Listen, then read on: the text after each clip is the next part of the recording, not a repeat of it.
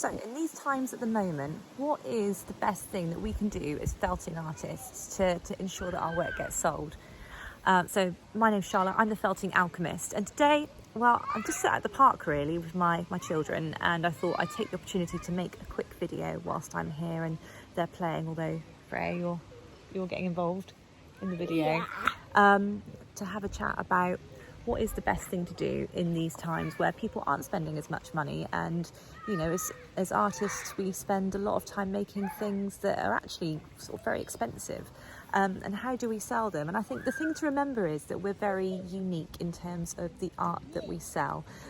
It's not manufactured, we don't make it en masse, or if we do make sort of more than one item, you can't make large volumes of it.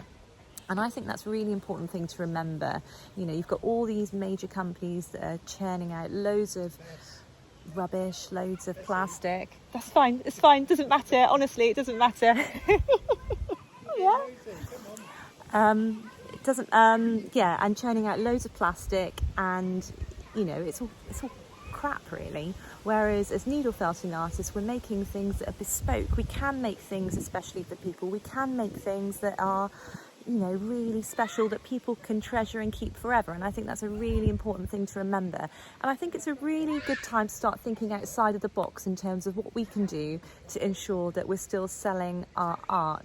So maybe really thinking about niching down, really finding out what people are into, looking at things like children's books to take inspiration from, things that are in the public domain, so things like, you know, Peter Pan, Alice in Wonderland, books like that, taking inspiration from those and creating art, making your art functional as well, so that you know, people are more inclined to purchase it. So it's really about thinking of ways that we can create our art and make it special, make people want to purchase it.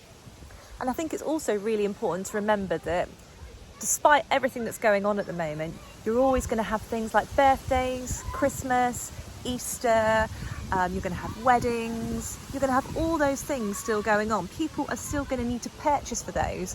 And I think people are going to start purchasing, and this is just my opinion now, but I think people are going to start purchasing and buying things that have more longevity to them. So like I was saying before, things that aren't plastic, that aren't rubbish, that have real meaning to them, that people can keep and treasure and pass on to their children and their children's children. And I think as needle felting artists, we have a real opportunity here to really make some amazing pieces of art that someone will look at and think, yeah, do you know what?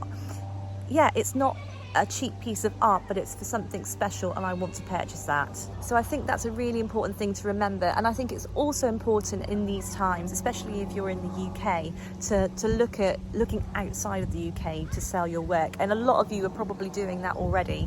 So really think about targeting America. I get a lot of purchases from over the seas in France and Germany as well.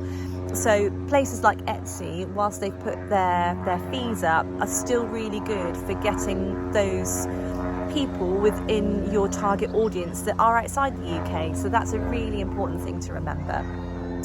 And I think if you're thinking of starting your own business in needle felting, again, I think it's a really good time to get involved, because a lot of people will be thinking, do you know what, it's too hard to deal with.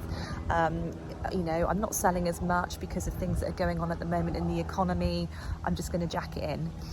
And that's the time when you need to pick it up and start your needle felting business, because you've got loads of opportunity there, loads of potential customers out there that really want to purchase your art, and there's other people that are moving away from it, so you can pick up where they've left off. So I think it's a really good time, despite what's happening at the moment, to really start needle felting. And even if you don't want to start a business, just do it for you. I mean, you know, there isn't many hobbies out there where you can stab things legally, so, you know, that's a plus.